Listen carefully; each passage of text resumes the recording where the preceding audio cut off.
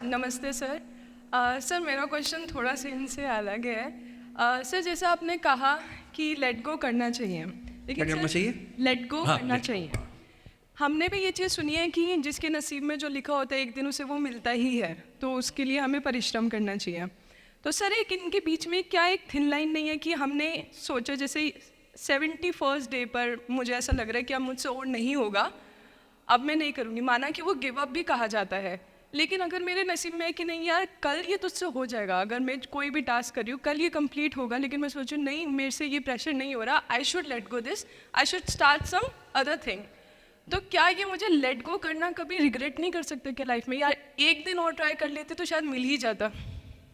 देखिए, जो नसीब का मामला है, मेरे ख्याल से आपकी उम्र में नसीब को नहीं मानना चाहिए।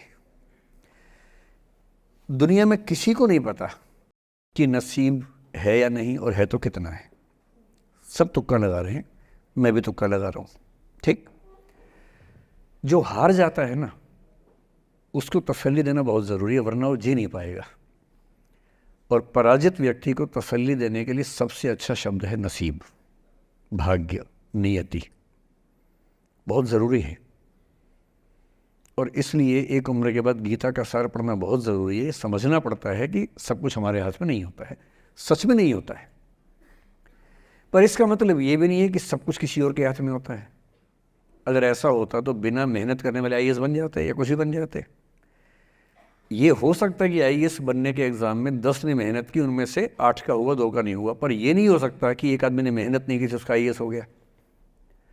बिना मेहनत के तो नसीब भी नहीं मिलने वाला है।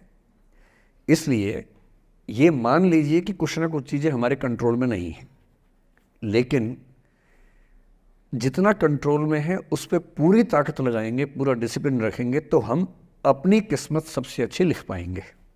सबसे अच्छी मतलब बाकियों से नहीं, मेरी जितनी अच्छी हो सकती है उतनी अच्छी लिख पाएंगे। और इसलिए अगर आपको लगे कि मैं नहीं कर पाऊंगी कोई काम, तो उसको गिव अप ही कहते हैं। लेट गो का मतलब तब होता है जब आप मन भर चुका है, अब उसकी ज़रूरत महसूस नहीं हो रही।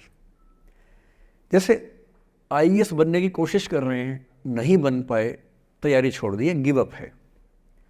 बन गए, नौकरी की, मज़ा नहीं आया, छोड़ दिया, ये लेट गो है।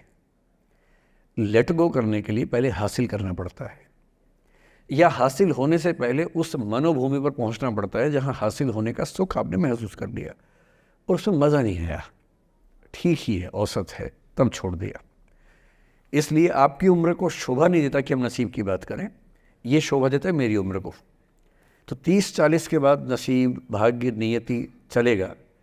फिलहाल कर्म पे भरोसा कीजिए, मेहनत, डिसिप्लिन, और मोटिवेशन से ज़्यादा महत्वपूर्ण है डिसिप्लिन, ध्यान रखिएगा। मोटिवेशन का ग्राफ ऐसा होता है, फिर ऐसे नीचे आता है धीरे धीरे। डिसिप्लिन ऐसे रहता है, और डिसिप्लिन वाला व्यक्ति हमेशा मोटिवेशन वाले व्यक्ति से ज़्यादा सफल होगा, ये मान के चलिए। सबसे अच्छा क्या है? Motivation with discipline. तो कोशिश कीजिए कि नसीब पे ना छोड़िए, अपने भरोसे कीजिए। All the best.